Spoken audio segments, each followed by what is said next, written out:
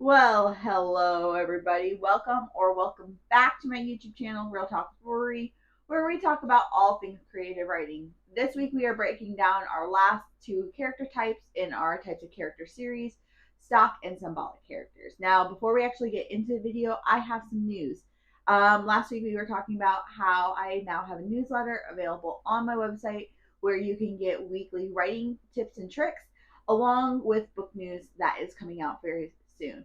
On the topic of book news, Ravenwood Institute is coming out very, very soon. I have a tentative release date, but I can't tell you guys yet. I have a book cover, can't show you guys yet.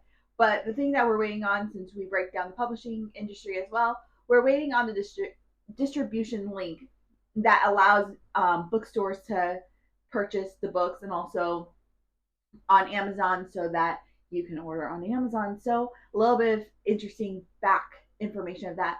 But if you want to know information about when that's coming out, go to my website at RM McDermott and sign up for my newsletter where we will be revealing things that are coming up very, very soon. So now that we have all the information for this week covered, let's get into the video.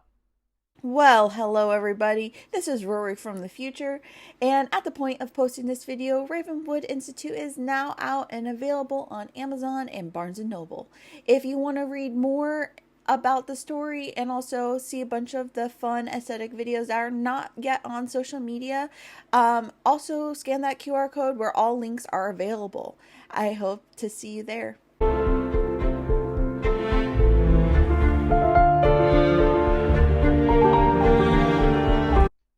So in this week's video, we're talking about stock and symbolic characters. So let's start off with stock characters. Stock characters are characters that are recognizable to the audience no matter what genre, or they also are the characters that determine the genre.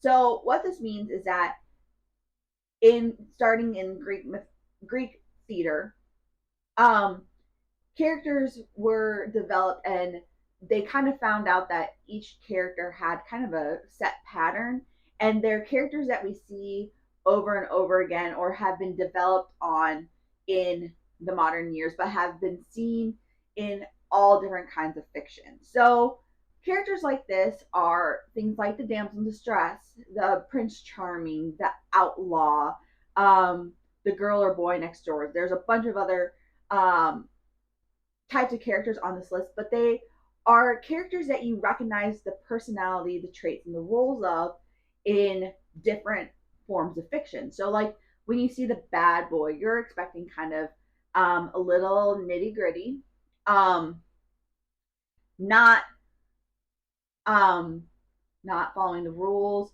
breaking the rules, but they may also have heart of gold in them. But those you when you hear the term bad boy, you can create a bunch of different images in your head of recognizable characters that you've seen in other movies and books and TV.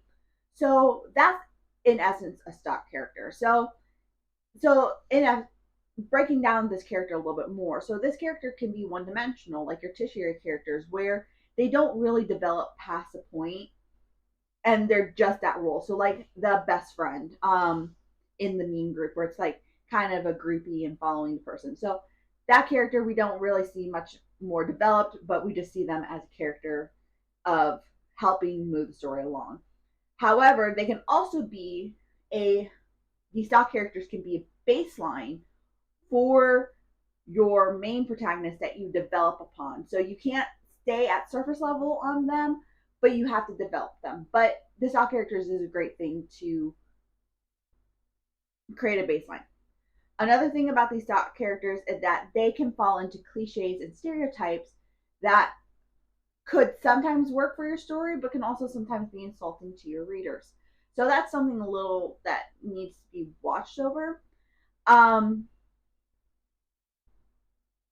Another thing about stock characters is that it falls very close to the terminology of archetypes. Now, we're going to have another video breaking down archetypes, stereotypes, and tropes, but the difference between archetypes and stock characters is that stock characters are characters that are a group. that the personality can be a group of different archetypes. Archetypes are the specific roles that fall into the stock character groups. I hope that makes sense. This topic was a little hard for me to figure out and really explain because it's so close to archetypes and tropes and stereotypes, and all those terminologies are so close together, but there's a small variable to them that make them different. So yeah, this topic is a little harder for me to figure out. I'm going to be honest about that. But once we get into archetypes, maybe we can figure that out a little bit better. But okay, so symbolic characters are characters that reveal the message or theme in your story. And it's really hard to just explain this character type without having broken down symbolism and theme in that we're going to do in another video. But in simple breakdowns, it will be easier to explain this character type by giving an accurate example. So the example of Hunger Games. The Hunger Games, if no one knows about the story, is a basic premise is these kids are forced to fight in the Hunger Games because their grandparents fought and rose up against the capital, but the capital ended up still winning. So as a consequence, the capital makes these districts give kids up to these Hunger Games, where it's pretty much games to death. So Katniss took Primrose's place in the games because she wanted to protect her sister. So one of the major themes that I see in the story is the battle for innocence, or innocence being on attack. So that's a theme that I see in this story. So there are characters in this story that help show this battle even more and also develop this theme that continues on throughout the series. So an example, Primrose and Rue, both of those characters' names both mean innocence, and both of the roles are different in the book. So Primrose is Katniss taking her place, is protecting her innocence, and it's the protection of innocence. While in the games, when Rue dies, it means the death of innocence. And then Katniss is kind of the centerpiece between these two as the protector of innocence. So innocence is played with those characters and their role in the story, and it helps develop that theme. Now, I don't want to go over too rambly because I don't have a lot of information on these themes of how to write them, and it's all author choice for both character types of stock and symbolic characters, because it's all about how the author writes them. Now, the author can write these characters to be very developed, or they can be just kind of side tertiary characters. So how these characters are written, there's no one way to write them. It's just author's choice of how to write them. So in conclusion, stock characters are characters that are recognizable to your audience in different forms of fiction, while symbolic characters are characters that reveal theme and messaging and also develop it in your story. So, since this is the end of our types of characters series, I wanted to give a little bit of information before we continue on into more about the writing process and a little bit more information about different characters.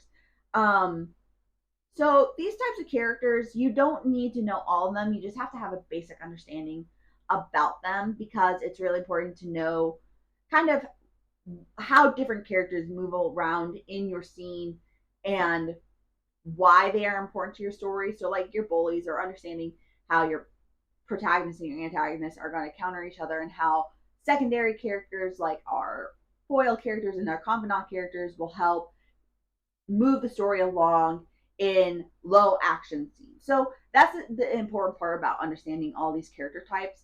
But as you move on and you develop your writer muscle, you don't have to be an expert on these character types, and you don't have to label your characters as this as you're developing them, because honestly, the only thing I really pay attention to is knowing how to develop my main character compared to my secondary characters need to be, which is the hierarchy of characters video that we did at the very beginning. But we'll break that down in another video. But for this is a basic understanding of understanding how these characters work together and the importance of each of these characters in the story. So in the following weeks, we are going to be covering conflict, which is a